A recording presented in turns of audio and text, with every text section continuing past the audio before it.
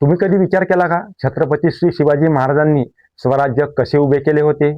सह्याद्रीच्या डोंगर रागामध्ये, घनदाट जंगलामध्ये आणि त्या मातीच्या कुशीत जन्माला आलेलं एक स्वप्न, ते म्हणजे स्वराज्य. तो काळ सोपा नव्हता. मुघलांची सत्ता उत्तरेमध्ये होती, आदिलशाही व कुतुबशाही ही दक्षिणेत होती आणि सामान्य माणूस मात्र लुटला जाऊ लागला होता.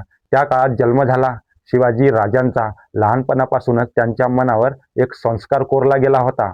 आई जिजाऊ सांगायच्या, हे स्वराज्य परक्याचं नाही, हे स्वराज्य आपलं असायला हवं. त्या शब्दांनी एका बालकाच्या मनात स्वराज्याचं बी पेरलं. पहिलं पाऊल महाराजांनी टाकलं. मावळ्यांची साथ. शिवाजी महाराजांनी तलवार आधी उचलली नाही, आधी माणसं जिंकली, माणसं जोडली. मावळ्यांशी बोलताना ते राजा म्हणून नव्हते, तर ते आपला हक्काचा माणूस असे बोलत होते. त्यांनी सांगितलं, मी तुमच्यावर राज्य करायला नाही, तुमच्यासोबत स्वराज्य उभं करायला आलो आहे. आणि मावळे उभे राहिले, जीव ओवाळून टाकू लागले. महाराजांनी दुसरं पाऊल टाकलं. गनिमी कावा.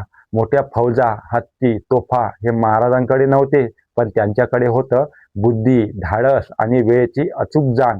रात्रीचे हल्ले करणे, जंगलातून चाल, अचानक आक्रमण आणि तितक्याच वेगाने माघारी येणं, हा होता गनिमी कावा. या गनिमी काव्याने मात्र शत्रू गोंधळाला जाऊ लागला आणि स्वराज्य बळकट होत गेलं.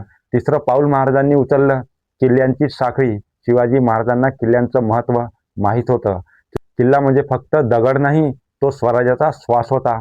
तोरणा, राजगड, रायगड एकामागोमाग एक किल्ले स्वराज्यामध्ये येऊ लागले. प्रत्येक किल्ल्यावर न्याय, शिस्त आणि स्वाभिमान राज्य करत होता. चौथं पाऊल महाराजांनी उचललं, प्रजेचा राजा. महाराजांनी कधीच स्त्रियांवर अत्याचार केले नाही, धर्माचा अपमान केला नाही, शेतकऱ्यांची लूट होऊ दिली नाही. म्हणूनच जनता म्हणाली, हा राजा आमचा आहे. तलवारीपेक्षा न्याय आणि सत्तेपेक्षा कर्तव्य याला त्यांनी जास्त मान दिला होता.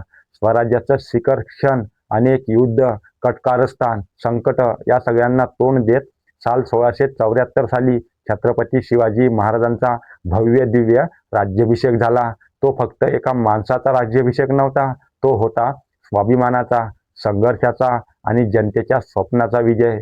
शिवाजी महाराजांनी स्वराज्य उभं केलं, तलवारीने नाही, विश्वासाने, न्यायाने, जनतेच्या पाठिंब्याने. म्हणूनच आजही सह्याद्री म्हणतो, राजे गेले नाहीत, ते स्वराज्यात जिवंत आहे आणि त्यांचे विचार आज पण आम्ही फॉलो करतो. जय शिवराय, जय शंभूराजे, जय हिंदू राष्ट्र.